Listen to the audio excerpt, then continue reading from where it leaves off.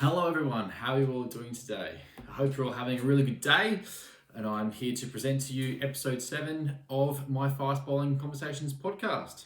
I'm a bit disappointed that it's such a boring background. I usually do these intros at my girlfriend's flat, but my own flat, and here we are. So if you have any suggestions on what I should stick up on this wall, feel free to let me know. I think that'd be kind of cool. So my guest today is Bhavi Devchand. She's a professional cricketer who played in Western Australia for a period. She lost her contract over there, which is something that we explored during this podcast because she had plenty of learnings to share across her journey. She's since moved to Melbourne, where she's been playing grade cricket, captaining Ringwood, and doing very, very well enough that she secured herself a T20 contract with the Melbourne Stars, and has also featured for Victoria. I believe she secured a game towards the end of the season just past. So this conversation was really cool because it was two coaches who sort of discussed some of our personal learnings and across our journey, and then how we've gone about applying those into our coaching philosophy. So there's some really, really good conversations about coaching philosophy. Bhavi is doing some coaching with cricket mentoring. I'm sure you guys might know who Scholes is. Awesome guy. Bhavi also has a podcast called the Inside Edge Project, which is something pretty cool that I think you guys should check out. There's quite a few episodes on there which digs into a number of different areas that I myself has tried to explore in my own podcast. So there's a link below if you feel like checking that out. I hope you guys enjoy this conversation as much as I enjoyed having it. And if you guys feel like subscribing or sharing this, I'd be eternally grateful. I hope you enjoy the conversation, and I look forward to potentially chatting with you if you have any comments to share.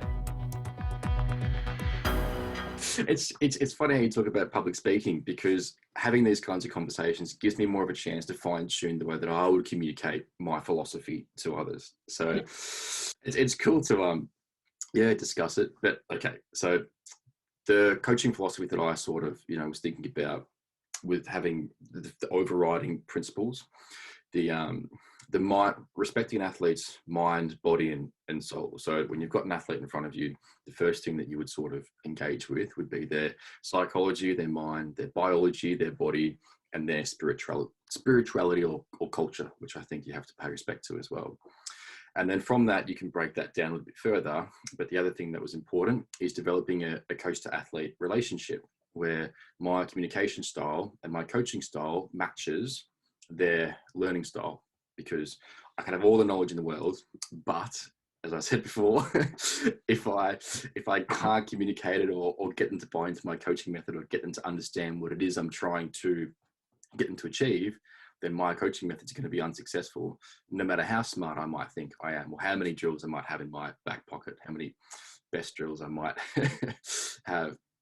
And so coming back to the 4 pillars, which is, your technical proficiency, your physical development, your mental preparation, and your tactical skill execution, those are the 4 kind of pillars of performance.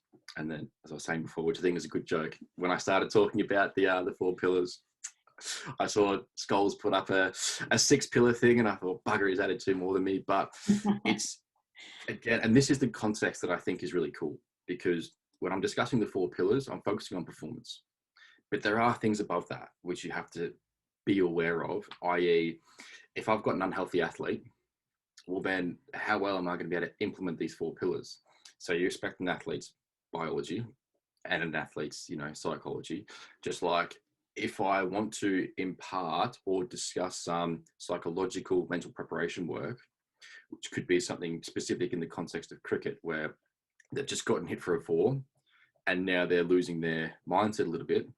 Okay, well now we're in a good example of some mental skills preparation, but their overall mindset is going to impact how effectively they can implement this, mental skill during a specific time, to be able to overcome whatever is in their way, to then be able to go through and execute the skill they want to achieve. Because I like saying this to anyone. There are no clutch moments in sport. I think Michael Jordan said that, like he could be shooting a 3 from the free throw line, shooting a 3 from the free throw line. What am I saying? He could be shooting a bucket from the free throw line. Or it could be a buzzer beater where he puts the shot down. Now the context and the situation is different, sure, but the shot remains the same. He still jumps, he still flicks the wrist, the ball still goes in. Just like if I'm trying to bowl my stock ball, the skill doesn't change. So it's interesting to go, okay, how much of this psychology and mental skill stuff is, say, coming from the athlete as an individual? They might be someone who is shy. There might be someone who doesn't take criticism very well. So this all sort of filters into how I'm going to, one, to develop a good coach to athlete relationship, and then two, when I'm giving them strategies to use on game day, I need to understand how they're going to fit into their mindset. And I've noticed coaching a couple of people from around the world in different continents, the culture and the way that their minds have, I guess, sort of developed is very, very different. So it's an interesting kind of journey to think about how we're going to fit all these sort of things together. And the thing that I'll shuffle into now is, I think, at least in professional cricket, I think everything is very compartmentalized, which does make sense. You know, your strength conditioning coach does your strength conditioning. Your sports psychologist does your sports psychologist. Your skills coaches do the skills coaching. For us at more of an amateur level, we sort of have the ability to touch on all of the four pillars, you know, whether it's we're more skilled in certain areas and less skilled in others. We do have this ability, or this, what's a good way of saying it, you know, opportunity to be able to give more than just what they're asking us for. You know, so someone might come to you for leg spin coaching, someone might come to me for fast bowling. I like the four pillars, and I'm going to educate on all those. And that's how I've evolved my coaching service, to be honest, is to coach all the four pillars within my scope. Yeah, and that's why I like the idea of the term performance coaching, because like, say, we're probably similar sort of generation growing up. It was like, you're going to go see your batting coach, then your bowling coach. And I entered the professional environment, and it was like, okay, so you've got 9 support staff, you've got a psychologist, dietitian, S&C, physio, you got your batting coach, your bowling coach, your head coach. There's like 27 different bloody people that I've got to go and see for all these things. But at the end of the day, I'm like one person. And I can tell you that I got more benefit out of one external coach who wasn't an expert in any of them, but understand what it meant to be a human, understand what it meant to be in the arena, I like to use. And yeah, he was probably, so there's 2 for me. The one was Greg Williams, who's a local coach. He was more so technical, but he's the first guy that touched on mental as well. And then Noddy Holder, who's quite a famous coach in Perth, and he was huge on the idea of body, mind, spirit as setting your base. And that's what I loved when you mentioned that. So he's all about, I could go on an absolute tangent here, but how batting is relevant to your body, mind, spirit. And so his thing is, and this basically what I was getting at to finish off the last bit, was that you're one person who can dabble in each of the pillars, who knows how to help you set your base, or alternatively, if you need more help in one area, such as physical, direct you in the right direction to get that expertise, as opposed to 9 supposed experts who all want a bit of you but don't really know how to put it together. So like Noddy, what made him brilliant is that he was, that's corny, I hate this term, but I'm going to use it. He was essentially a life coach.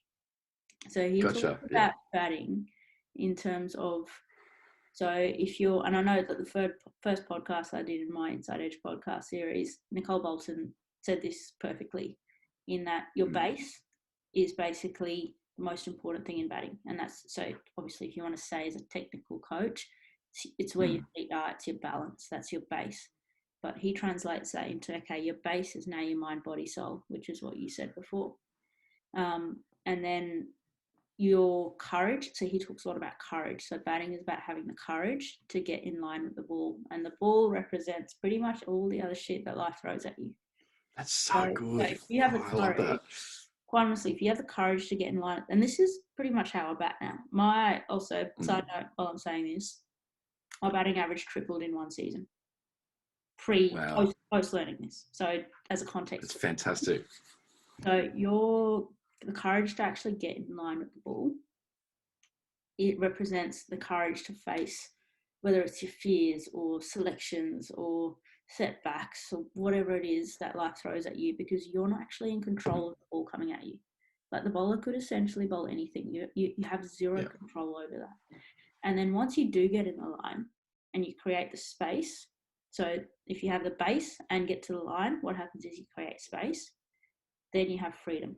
So your hands represent the ability to have freedom to hit the ball wherever you want, basically. So he directly connect, and it doesn't work with everyone. I know a lot of people say that Noddy talks a load of shit, but the fact is, he's that's out Nicole Bolton, Marcus Stoyne, the list just goes on. It's ridiculous. The cricket he's produced, and he just talks a lot about setting that base, mind, body, spirit.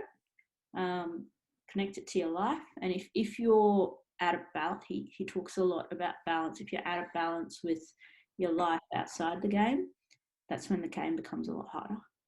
So it's a lot of my friends call it zen and wanky and get made fun of a lot, but at the end of the day, if you're a black and white person and wants to look at your performance, well, look at the bloody numbers then.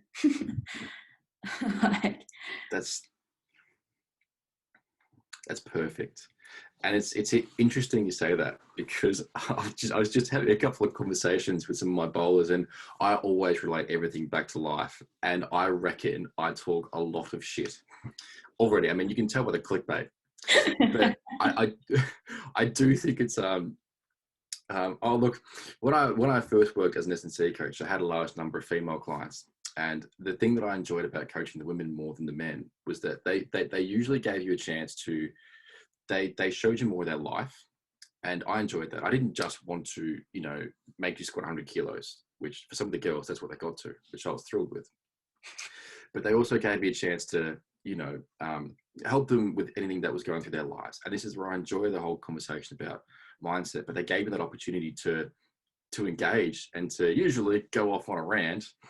And I reckon I may have said, half crap, half something decent. But it's as a coach, I often find that I'm always giving this underlying context of life lessons. And the term life coach, I think it has been too marketed and too branded that people kind of hear the term and think that's a dirty word, like I'm about to sell you on something. But having said that, I do feel like I play a role in all of my bowlers' lives as a mentor. I say, look, my phone's open 24/7. I won't always get back to you straight away, but if you do have things, then I can, chat with you through them. I did have one guy who's sort of frustrated about where he's playing, and the conversation I can have then about your selection is, well, mate, look, the hard truth is you haven't put the performance on the board. So which player do you want to be? Are you the kind of person in life who's going to wait for things to get handed to you when you don't deserve them? And on the flip side, you're now going to look to and compare yourself to others through your own lenses. So you're now judging yourself and judging others and thinking that you're better because you've identified this single thing that makes you better.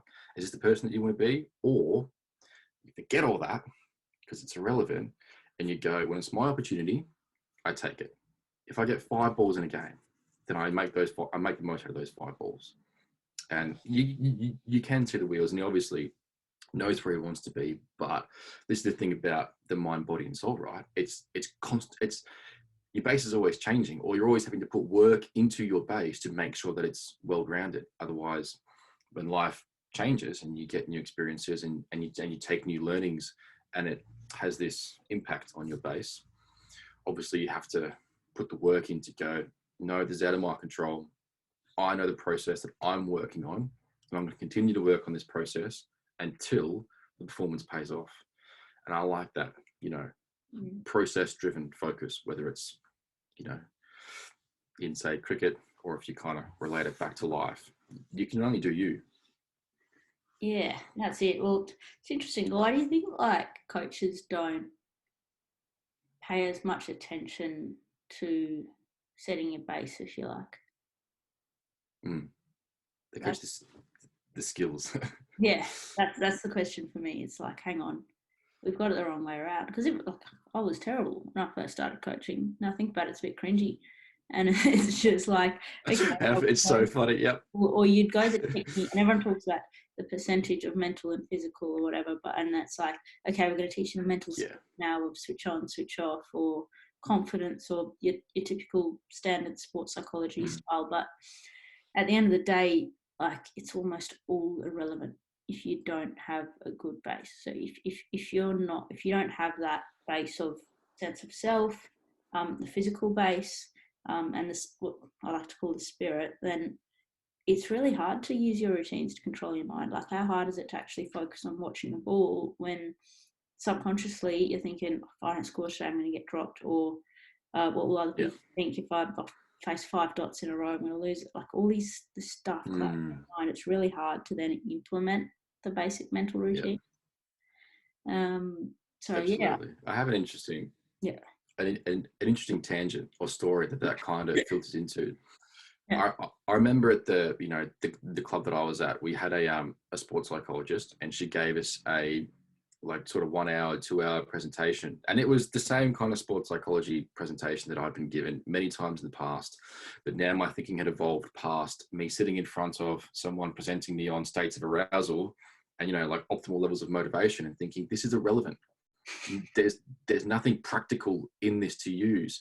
And we had a bowler who got the yips, and I was coaching him in the gym.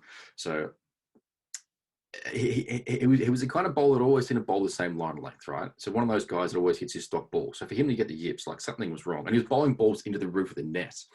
It was going everywhere.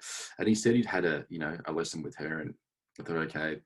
And then we were in the gym, and he was doing a session. We were having a chat, and I thought, well, this is my philosophy on mindset when it comes to the task. It's a task-specific focus. That's a cool phrase I got from somewhere. But I believe in, you need to have a positive outcome focus. Right now, your focus is so far away from your positive outcome. It's no wonder you don't know where to bowl the ball. When you're running the bowl, you aren't even thinking where you want the ball to go. You're probably thinking where you don't want the ball to go, which now you're going to self-sabotage yourself, because if all you're thinking about is where you don't want it to go, I don't want to stuff up, I don't want to stuff up, your margin for error is just anywhere in that general direction. And then you wonder why the ball's going up left and right, because things just aren't clicking. But I said, okay, it's about a 20-meter facility. So I said, set the ropes down there, just bowl it at the ropes. And he bowled it, and he missed the ropes by about that much. And he was like, oh, wow. I was like, well, do it again. And he hit the ropes. And I thought, you see, like, it can be that simple. Obviously, not every case is like that. But the skill that I thought I could impart is, you need to have a positive outcome focus, i.e., what do I want to achieve here? And it needs to have some sort of specific margins. Just bowl the ball down that end isn't specific enough. I want to bowl the ball and hit off stump. Now, that gives you a good focus that you can then go, okay, now I've got something to focus on. And the cool piece of knowledge I like to share is the brain can only think about one piece of information at a time. So what you feed your brain, it's just going to be, it's going to end up being manifested, and it's going to come through in your actions. So if you're feeding yourself anything other than the specific task that you want to achieve, it's no wonder why you can't achieve what you're trying to do. You aren't even thinking about what you want to do.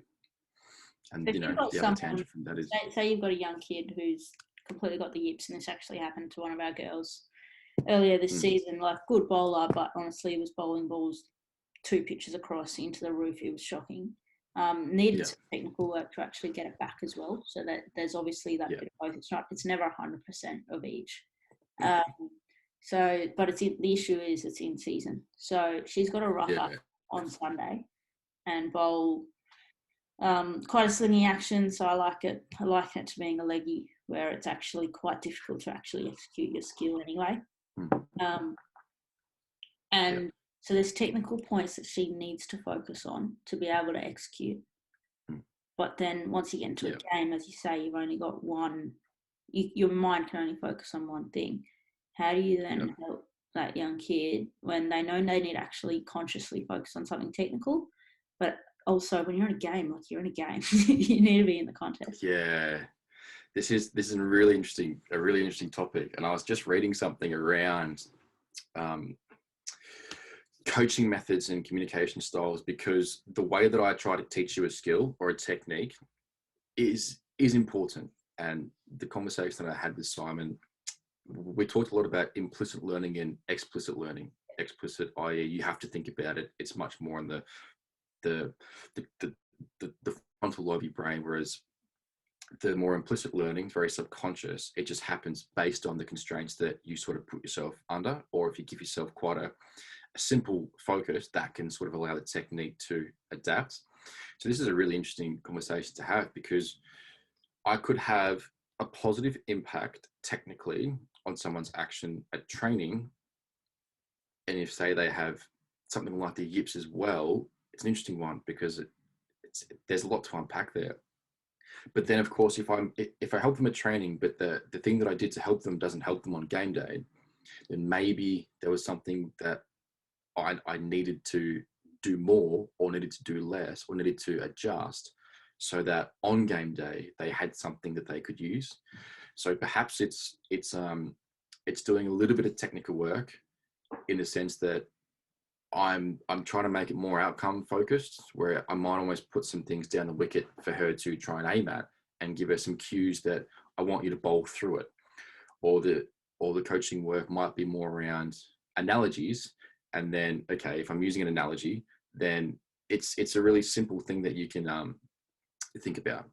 If I start to tell her about, where this hand is in space and what this thing needs to be doing, for a walkthrough or like a simple drill where there's no pressure, it may work. But then when the pressure is there on game day, then I go, okay, well, maybe it's not so much the technique, maybe it's the pressure or the mindset around it that is starting to impact someone. And this also comes back to, okay, well, if we have a psychological skill issue, then we have to come back to the base as well and go, maybe there's something happening in her life that is causing her to lose confidence in herself, which means that as soon as you're faced with one negative outcome, that negative outcome creates a fear in your mind.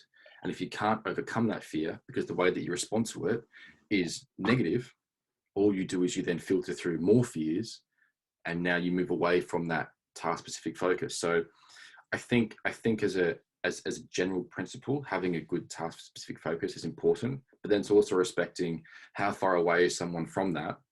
Because I can't just go and say, well, just make them play a cover drive, or just bowl it off stump, because their mind's it's too far away from that. So I think this is where the cool conversation you can have with people when you get to know them, and you sort of problem solve, and you be that mentor, that life coach, and you help bring them back to that focus. And then when they're in that not stressed frame of mind, because here's the other tangent, when you're in a stressed state of mind, your brain can't focus. It just doesn't work. And you think about any time you've ever studied for a test, when your brain's stressed, all of a sudden you go, where is all of my knowledge, and why can't I learn this, and why can't I think? Well, it's really simple, really. Your mind isn't even close to being in a calm, relaxed state to be able to get back to that. It's often this super stress state, and there's probably a bunch of hormonal, things like cortisol and probably some adrenaline that starts to make it even harder to get back to that. So it's a really interesting kind of example there that you can sort of dive into, because I think that the way that I try to sum it up is I have to make sure that the technical coaching I give them isn't going to then make the issue worse in the long run, because sometimes overcoaching can be can make it harder if they then have to rely on the thinking in the game to be able to execute their skills. But look, I think if this is me saying that maybe the coaching could have been 16 different things, but I don't know, I wasn't there. So if it was just one simple cue, well, that's exactly what I would have done. But I think you combine that with bringing them back from their mindset, from wherever they are, get their base a lot better, and then bring their focus back to where it needs to be. And I would expect them to do a lot better. And then I'm sure as a team, you'd just be getting around them. Every time they bowl a bad ball, it's a good ball.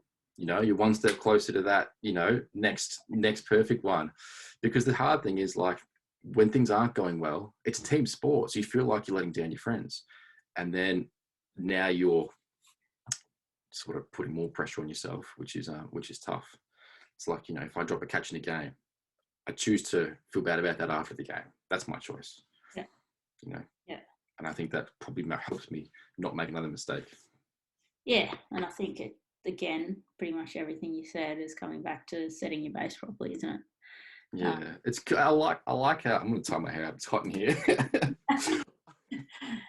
I enjoyed letting the hair out and trying to do some conversations, because I feel like I'm almost trying to market my own personality with some of these conversations and captions, because I figure I do want people to know the kind of person I am. I like to have fun. I like to not take things too seriously, and I love chatting about life or fast bowling or stuff like that. And so if someone watches these, like the conversations on YouTube, I think, well, obviously they must think that I know what I'm talking about. But if they start to find, like, he's someone that I would put my faith into, put my trust into, that's when I think they'll reach out and go, I would like you to be my coach mentor. I would like you to be my player mentor. And that's how I think, if I can create a good culture on my own page, if I can create a good, image of myself, that people go, oh, he seems like a nice guy. Hopefully that'll help me with making this business viable. Well, I think that's pretty much the entire concept of, like, why I called the business I'm running The Inside Edge, because it's all about having. I love that name. Not having the inside of, like, having the inside of your brain or your mental skills per se. It's more so like just, again, corny, but being who you are. And then the relationship aspect of your model is that actually it's not just who I am. It's like, actually, I really connect with the absolute shit Stubbzy's talking about, and the way he carries on about it with the beard and the hair and all sorts going on. It's like, actually, that's not what I want to talk to. Like, rather than having the perfect idea of, I'm this perfect coach and this is what it should look like. The word should, this is ironic, the word should be banned. But it's like this mindset of what this is what a coach should be like, actually, and this is what I should do, and tick boxes. Like, nah, man, I actually just really connect with him, and I like the concepts. And if you don't, great, like, that's no issue whatsoever. But that's also relevant. So if you're trying to be someone else or copy something of what should be done, then that relationship aspect's probably not working anyway. It's all superficial. And then down the track, and this is my limited experience so far, down the track, that's when you find that, this relationship's not working anymore. Whereas the ones that I know have been sustained over long periods of time have been the ones where actually they're a bit weird, I'm a bit weird, and that's why we work. Yeah, absolutely. I think that's so well said, and it's something that's probably not said enough, or it's just not given as much credence, because this just comes back to that coach to athlete relationship, and we can sit here and this was one of my things that I found difficult with an Instagram post, which is why I enjoyed this long form conversation, because we can touch on everything. An Instagram post, I get a 60-second video, or I get like a photo, and then I have X amount of words to try to explain something. Now, I can't put all of this into an Instagram post. And usually the stuff that I try to post, if I'm looking to gain more followers, I just pick an international bowler, because they always seem to generate more interest. And then I just discuss something from their, technique, and then sort of put it into some sort of practical coaching outcomes. I didn't want to sit here and, be a guy who's, looking at the elites and just, I'm giving my opinions. And then, telling them what they should do, which I think is just not very polite. But I wanted, everybody looks up to them. So I thought, I have some knowledge. Maybe I can use it to share some cool insights, and then put it into something more, some good takeaways for people to have. But it's this stuff that I think the real value is, because people will watch this and they'll sort of see how everything gets linked together. And plus, we both have stories that we've shared. Now we've got, this whole idea of the base, you could put that as, the title into the, this is the theme of the interview or the discussion. And it's cool how we can always bring things back to that, because I think that's really important in coaching in general. If you can't bring things back to something, then how do you know where you're going? Yeah, exactly. Have you heard of the concept of 1,000 true fans?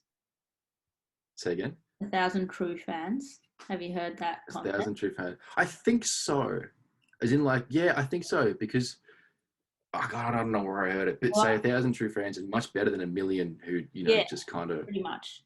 So, like, I've heard that concept in a business setting. So it's like you find your 1,000 people who actually love you for who you are, and everything about what you like. They're the people that are going to buy everything you put out. And they were very much talking about sales and business and whatnot. Yeah.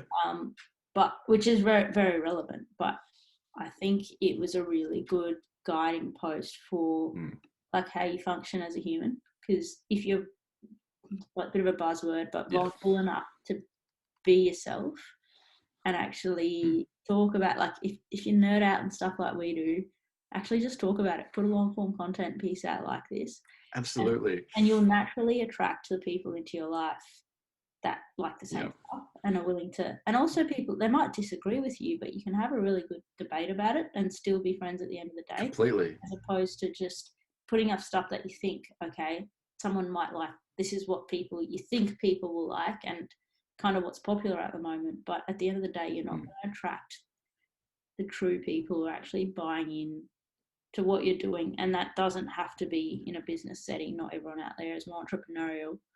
It can just be in, like, even if you're playing, the way you play and the people you play with, the club you're at, like, there's no point trying to fake it till you make it kind of thing. No, there's another, I think that the idea of that fake it till you make it may have had some kind of good meaning behind it, but no, you shouldn't be fake ever. Yeah. I had a thought and I've lost it. I've actually found this when I'm listening to people, there's always something that pops off in your mind that you think, I want to share this, but then you keep listing it and it just goes. And it's gone. For some of the conversations, I tried to, keep notes as I was, having it. But of course, then I'm trying to write things down and then I'm not listening. And then a great analogy, chase two rabbits, catch none. so, and then I sit there and go, fuck, what was he saying? What did I want to say? Yeah. But this is the joy of trying to video podcast, isn't it? Yeah, that's it. That's right. I was thinking about business because I think it's interesting that we're both, we're working as private coaches and looking to develop something interesting. And the funny thing that I was sort of now learning is I work as a, my job, I could say, is a performance coach, and I use the 4 pillars to implement my performance coaching service. But because I don't work for anyone, I'm also my own boss. I run my own business, which means I also have to learn to be a better business manager. I have to learn how I'm going to turn this thing that I do into something that's going to support me into the rest of my life. And having these kinds of conversations, I thought, was one of the one, it's a great way to learn, but 2, it's wonderful because you can have great conversations with people. And if more people watch them, it helps build both people's profiles, you might say, because you get to know them in a personal setting. You get to hear what they're about, and it's on social media. Like it's probably, unless the internet crashes, it's probably going to be there for a long time. So while we're sleeping, there might be somebody in the world who decides to click on that video and go, "Oh, I love this," and then they send you the email and go, "I would like your help." I'd be like, "I'll be happy to." So, like, when you're working as a coach now, how useful have you found sort of the online development as opposed to face-to-face coaching? It's interesting. I've said to a couple of people that sometimes the online actually works better. I first took my work into online when I met my German girlfriend and left all my face-to-face work and thought, how the hell am I going to have a relationship with an international and continue to make money? But it was almost like a blessing in disguise, because as a face-to-face coach, I had limited myself into this area and the people around it, and that was my income and my business. Now that I've come over here, all of a sudden I'm thinking, I can reach anyone around the world. I've had people from Canada, people from England, people from India invest in me as a coach or like a mentor. And I think that that's such a cool thing to be able to do. And the face-to-face coaching, often they come down and they pay me for 1 hour. I take them through for something, but then if they don't come back, I always wonder how much they retain. And they're welcome to text me. But with the online stuff, I do it and say it's in 4-week blocks. So, we have a Zoom call. I'll give them an analysis. So we sort of run through it. And I feel like I can help them to understand their own technique. So one of the issues is there's too many descriptive terms that's describing positions which aren't useful when you actually go to bowl. Yep. So I can use these descriptive terms with much better context because now I'm having a conversation with them and I've got their, that I want to discuss. Then I can link it into, these are your analogies, these are your coaching methods, and there's the exercise. And then, okay, I'm here for the next month for you to send me videos, for you to help me, which means they get a lot more out of it, I think. Instead of it being just one session where they try and take as much as they can, even though it's in person, it's real time, which is a bonus, because now it's online. I've got them for longer. The feedback I give is a lot simpler, which I think is a good constraint that I've had to abide by. I can't give them a lesson every time they send me a text. I just have to keep it simple so that they can take that simple thing into the next session. And it's been cool, But again, I had this transient thought about if I was going to be critical of coaches online. And it was going to be this joke saying, I've decided I'm going to come out and I'm going to attack other coaches. I'm going to attack Stubbzy when he was 1 year ago. I'm going to attack Stubbzy 2 years ago when he was a coach. I'm going to attack Stubbzy when he first started as a coach. And sort of like share some learnings along the way, because every time I write a new program, I feel like I'm getting better with what I do. This works, this doesn't work. And I heard this great thought from someone in the S&C industry. And he said, just because you have 10 years of experience does not mean you have 10 years of experience. You might have 1 year of experience 10 times over because you've just done the same thing each year. And I thought that's never been me. And I hope it never does become me, because the day you stop learning, it's a day, well, what's the point? So I'm happy that I've continued to grow and evolve the online service. And it's definitely been something that, look at COVID right now, not being able to do face-to-face work. I think to make this a viable business opportunity, online is an important revenue stream. And say from the online, when I'm coaching players, I think also having some sort of a resource that I can eventually sell is something that's on my to-do list. And then also putting out some more content where I'm telling people that I also would be happy to mentor coaches. These conversations that we have here, I'm happy to have them with, coaches where we can go through something specific for their own development. And I've had a couple who've reached out. I just don't think I've sort of shared that this is something that I'm doing. Usually, and this is the interesting thought about how you go about developing your business. I'm just sharing things that are on my mind, and people seem to like them. And I've added a couple of things in, like the clickbait has been great for getting more engagement. And then when I'm posting something interesting using a photo of a professional bowler, always gets more engagement than any other photos. So if we take it back to your coaching a little bit and say, so the online coaching, or holistic, if you like, in terms of your 4 pillars, mental, tactical, technical, physical, what have you found you're spending the most time on in those 4 pillars? Probably mindset. And because with the online people, they have access to me whenever they want, which means in this role that I have as a mentor, they share more in their life. And so I kind of get a chance to almost like be their friend. And then we know that your base is always doing something.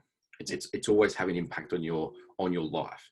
Well, it's not often that someone, messages me about religion. It's not often that someone messages me about, their body, unless they feel like they're unhealthy, which means that the common thread that's always there is their mindset. What are the thoughts they've got in their mind behind what they're saying right now? And say if they bring something to me and I feel like, hold on a second, where's this coming from? Let's dig into this so that we can move past this. I do spend a bit of time doing that. The S&C type stuff, they send me, I might get videos 2-3 times a week, sometimes none. And then that's just it gets to a point where, that's good. 1 cue here, 1 cue there. The technical work, I do get a bit of technical stuff, because some of them, they compare themselves to other bowlers, and then they come to me and go, why this, why that? And they know they shouldn't compare. And so the first thing I say is you shouldn't compare. But the hard thing is as well, like if you want to compare and I'm going to do it properly, it's difficult to be accurate unless I've got like really specific information. Like I hit the same position as Mitchell Starc. Why don't I bowl, 145? Well, when you look at it in that black and white perspective, I can see how you might think, what's happening? But it's just not. that black and white. It's difficult to dig into all of the potential reasons as to why. I can give some general answers, and I do, but I do think that being that I've made myself available to them, it has meant that mindset's been something I've discussed a lot. Yeah, it's interesting. How's my audio on your end? Yeah, it's all right. It just says that. Every now and again, it kind of blurs a bit, but it's actually all right. Okay. Good. Yeah, I was going to say, one of the things I've found is that majority of people come to you with a problem, like saying, okay, either I'm out of form. I do a lot more batting coaching as opposed to bowling. Like, I'm out of form, and this is, so it's like, okay, just let them ramble on for a bit, and they go, I've been working on this thing technically, and I really think if I can do this, or tactically, if I try this shot, this approach, it's going to make a big difference. And then eventually, almost always, it comes back to the same things. So like we go through this big channel, and the more people overthink, which is definitely me, the more people overthink, the longer they take to get back to the same thing, which is basically like, what's your base? So like, what are your strengths? What are you good at? Why do you play? I more often than not recently, especially with females, come back to the why do you play element. And if it's generally around, okay, fun, being with my friends, enjoyment, challenge, and it's like, okay, how can we bring those three things into your basics? What are your three basic things technically? How do we bring why you play into your tactical side and your mental side? And like, no matter how many discussions of what it could be, that why you're not hitting the ball well, it always comes back to those same simple things. Whereas I reckon, from experience, I haven't coached many males, but I reckon males get to the competitiveness quite quickly, whereas with females, it takes just that little bit longer to work their way there. But I don't know if you've had much experience in the difference between males and females at all. Only in the gym. I haven't coached any female fast bowlers yet. I think if I hadn't been overseas in Germany, I probably would have been able to build up a bigger base of face-to-face, and that's where I think I would have had some more exposure. But I also recognise myself with my content that I've shared online, I haven't shared haven't shared much content from women. And that was something that I saw an Instagram story of Shibneem, the South African speedster bowling. And I thought, this is really, really cool action. And I asked her if I could put a little post up about her bowling. And I got a reply from somebody else who said, it's really nice that you shared something about female bowling. I know that your content hasn't been all that much. And it's interesting because it's not something I've intentionally tried to avoid, but it just hasn't really been at the forefront. It hasn't been something that I've actively thought about, which is a good thing to be aware of, because now I think I would like to be able to coach more women. I enjoyed coaching the women in the gym. It was good fun. But I do think, thinking back to some of those experiences, the mindsets are a little bit different. And then of course, when you get to know them, they all have their different kind of ways of processing things. And it's interesting. How would you go about building, how would I go about taking a woman from that position? Because now this comes back to the coach to athlete relationship. And I am a man. I have worked in female sport once with a VFL football women's team. And that was an interesting dynamic to step into, because, it's funny. I sometimes feel like, as a man, how well am I going to be perceived? But here's the thing. I'm also Stubbzy. So if I'm Stubbzy and I'm a good guy, well, then I'll be received anywhere. So it's almost this interesting kind of thing where if I'm comparing myself in that sense, well, I'm just doing myself a disservice in the first place. So, but I would like to reach my entire audience and not kind of keep bringing in the same people, if that kind of makes sense. A bit off topic, but yeah, no, like I think. How have you gone? With females or with like just? Yeah, I'm curious. Share some insights.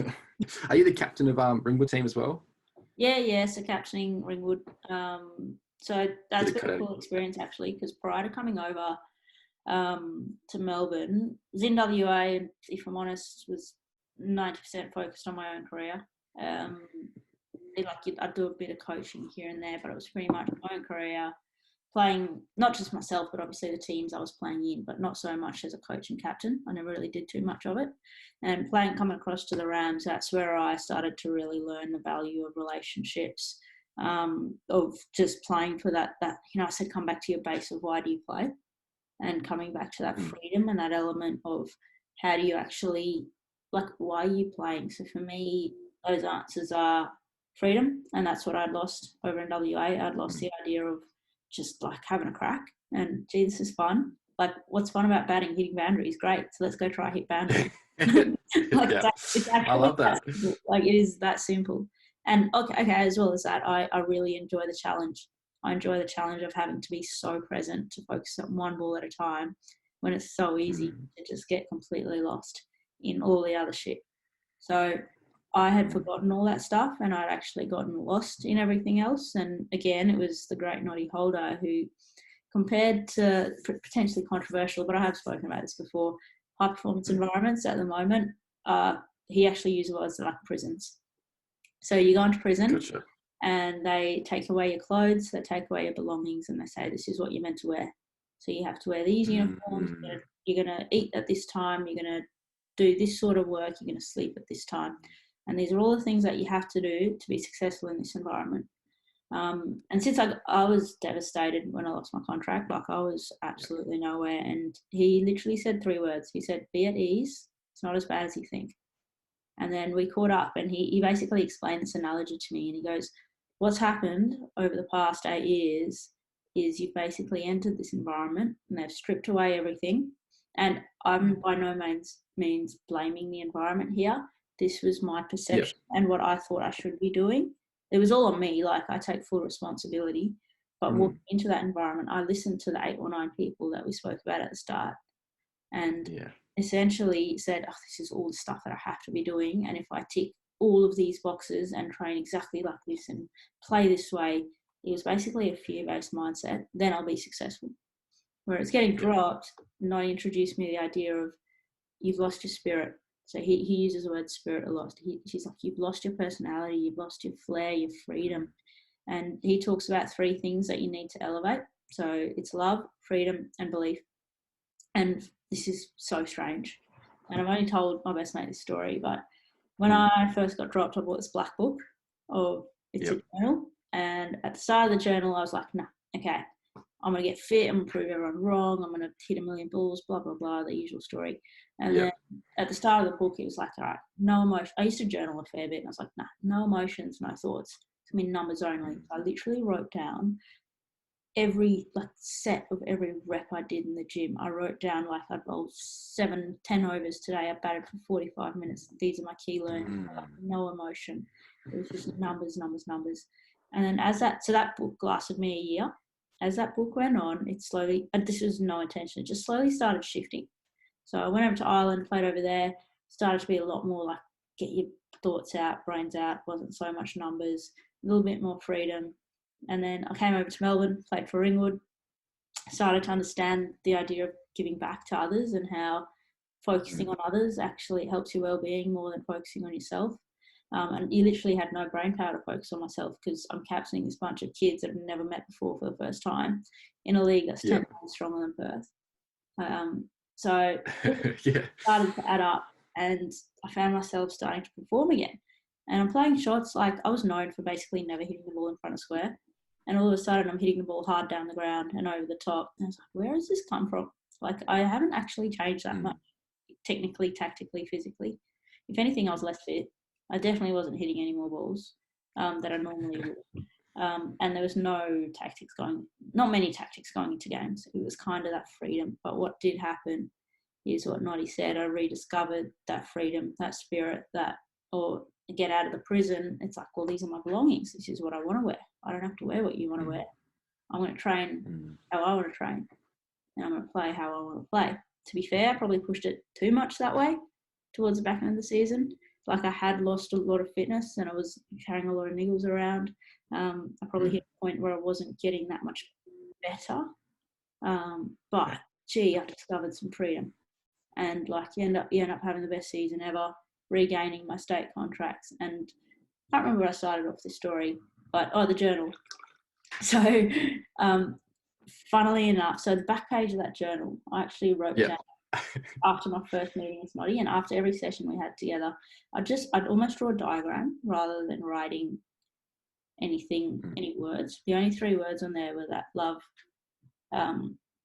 trust, belief. And my last journal entry, the page before the back page, I wrote down 3 words. No joke. I actually had no idea it was on that back page. I hadn't looked at it for a year. Yeah. Literally love, trust, belief. And I'd written something underneath each of them. And like, I turned the page over and I was like, what is this? Like, actually madness. I've literally gone from being all about numbers, box ticking, no emotion, like physical, tactical, get better. Went on this massive journey. I've ended up in the same place I started. Like, that's a really good story. I could not believe it. And I think it's at home in Perth, the journal, but I took photos of it because inevitably I'd probably lose it. So, but it just shows you that your base that we spoke about right at the very start, it's about mind, body, spirit. It's about being a good human. And then you add your pillars onto that, work as hard as you can within that. And then the last piece is about surrendering to, like, whatever will be another cliche, but whatever will be. You actually have no control. Yeah. Like, you actually genuinely have zero control over anything except the ability to sweat, which means run hard, work hard, do all those things. Yeah. And the ability to bring the best self to each situation. Like, that's it. Yeah. I heard this really interesting thing from Peter Crone. I don't know if you're familiar with him. He calls himself the Mind Architect. Some really good podcasts. Wow. And he sort of had some great quotes, some great one-liners, which I really, really enjoyed. And one of them was like, the more you resist reality, the more you create this, dis-ease within yourself. Like, the more that you can't, like, if you can't accept reality, then you're not accepting reality, and you're like resisting reality. The more that you resist reality, the more you create conflict in your own mind. The more conflict, well, anyone can understand what happens there. And I thought it really encapsulated everything that I'd sort of thought about from a mentor, life coach, whatever you want to perspective, because you have to be comfortable with reality, and I love that comes back to the base. And it's really interesting because this has given me a great new perspective of how I can look at my 4 pillars and also be mindful that, yes, these are performance-based, outcomes. And I think that they all need to be interrelated. I have this kind of like performance triangle where it's your tactical skill execution in the middle, and then you've got the technique and stuff around it, because it all relates into your tactics. And the thing is, don't just focus on the skills and the tactics. Make sure you develop the stuff that's around it. But this as well, when you're saying, if you don't pay credit to where your base is, if you don't pay credit to where your mind, body, and soul is, then you're not going to be able to develop any of these things. And that's a really interesting analogy for the way that you've described professional sport, because it does make a lot of sense. When I was listening to it, it reminded me of when I was at high school. When I went to an all boys private high school, it was very much like that, right? You couldn't have your hair over your ears, you couldn't have your hair over your eyes, you had to have your top button tucked up, your blazer on. And look at me now, right? As soon as I got out of that environment, I was sort of able to find myself, and I definitely didn't have the most comfortable high school experience, purely because I just didn't really know who I was, or I wasn't comfortable with myself. So it's interesting how far away from yourself you can get when the constraints of the environment that you're in, i.e. professional sport, you accept there's going to be some constraints based on the fact that it's professional sport. But I wonder if the one thing that changed was you weren't left to feel like all these people were working in silos and you were bouncing around with everyone trying to get something. There was one coach that, brought them all together, which I'm guessing is what it's like in most good cultures. It'd be a completely different experience. It sounds like the both of us have this, overriding view or perspective in our head going, we want to make sure that nothing is ever looked at by itself. It's always related back into the context of performance. But it sounds like you both like to relate it back into the context of life, because at the end of the day, cricket's a luxury, Yeah. I think. And people sometimes forget that. And this comes back to what you were talking about around enjoyment and fun. If you're not enjoying it, you're not having fun, well, then you're probably not going to last all that long in the sport. So anything that I'm doing within my coach to athlete relationships, I'm trying to make sure it's fun, which is, I'd rather be known as someone who talks a lot of shit than be known as someone who takes the fun out of the environment. And That's the one that I would hate. Environments are getting better.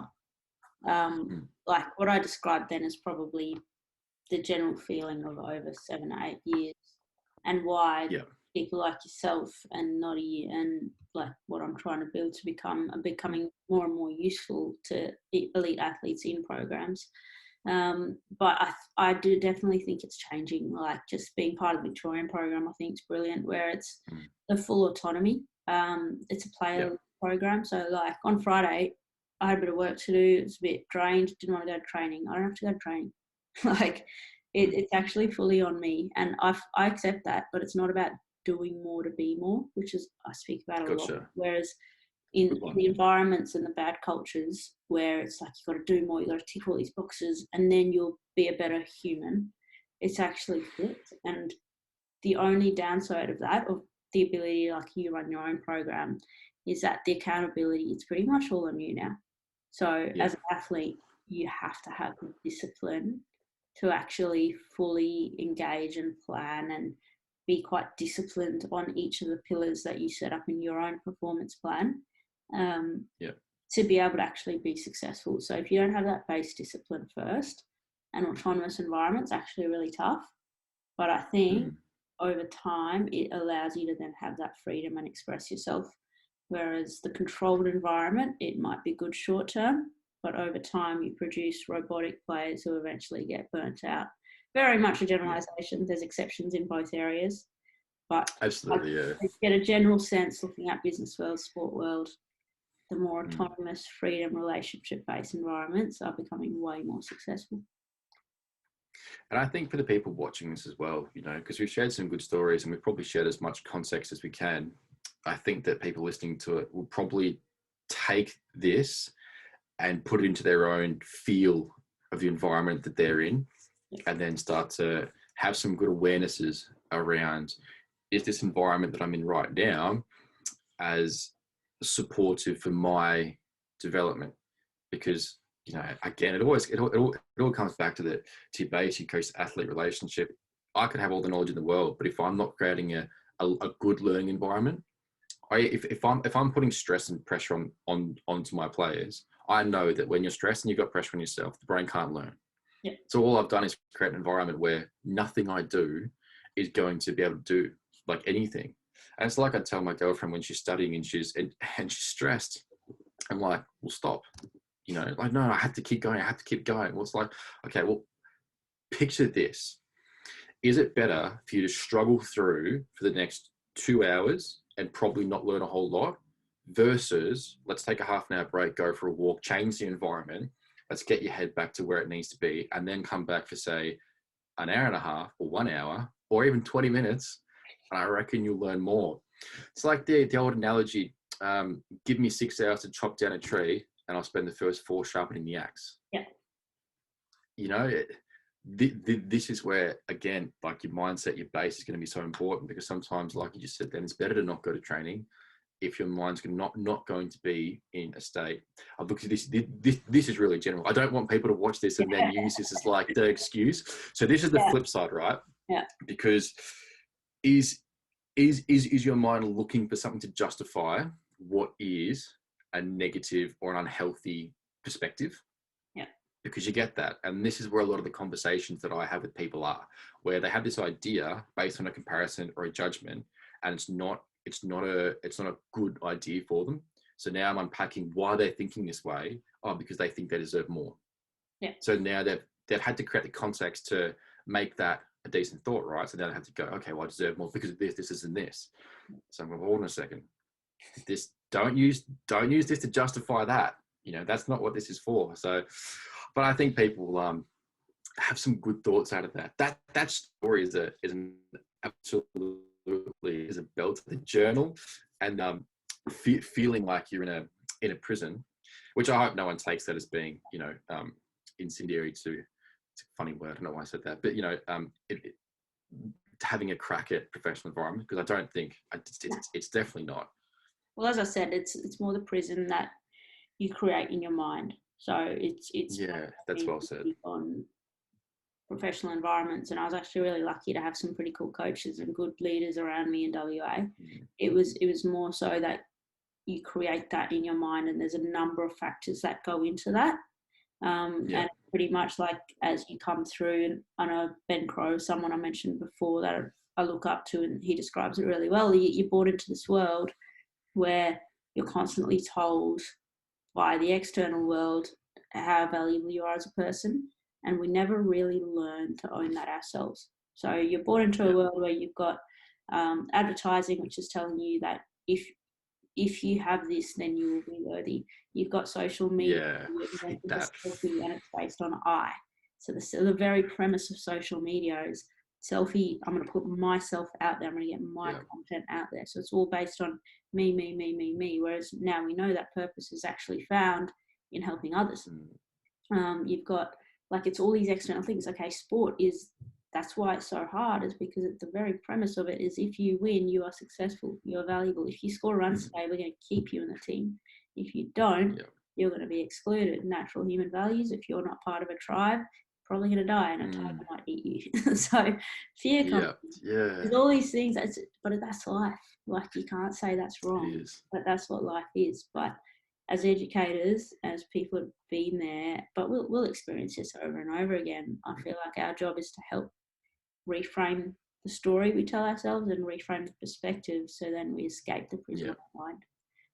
And it's by no means blaming an environment for creating that prison is just an excuse, in my opinion. Like, I think you can be put into any environment and own that story first. And if you have a really strong sense of self, you're able to name that chimp or the monkey mind that is saying all that stuff, because that ain't going away. Like, you can own your story, that ego is still there. And that way you have a little bit more control on actually having whatever success is to you in the environment you're in. 100%. And I think what you've just really brought together there really nicely is, no matter where you are in life, I think everyone that is in a position to mentor or guide people should be trying to help them to, have that inner, like, self-confidence and that inner belief, and like find their own base and be who they are. So when you put that person into any of these environments, they're able to handle it. If you are in environments where you don't have that, then it seems like this is where you can create the prison in your own mind, because you're trying to please other people, and you're moving further and further away from who you are as a person.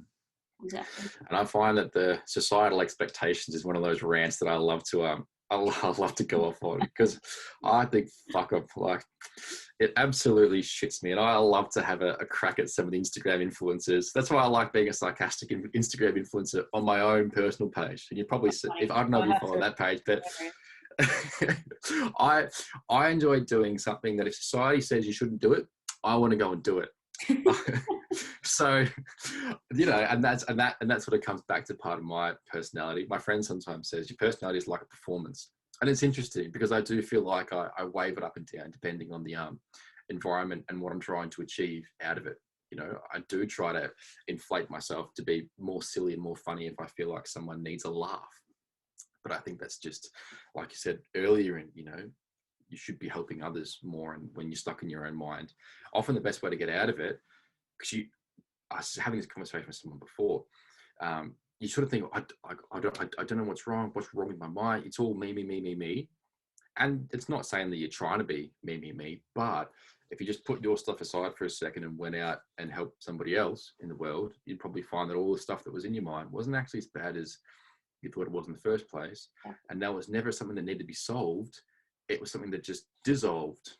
That's a cool little quote. Yeah, it's funny. Anyway, we probably should wind it up at some point. It's getting pretty late. You have a game on tomorrow.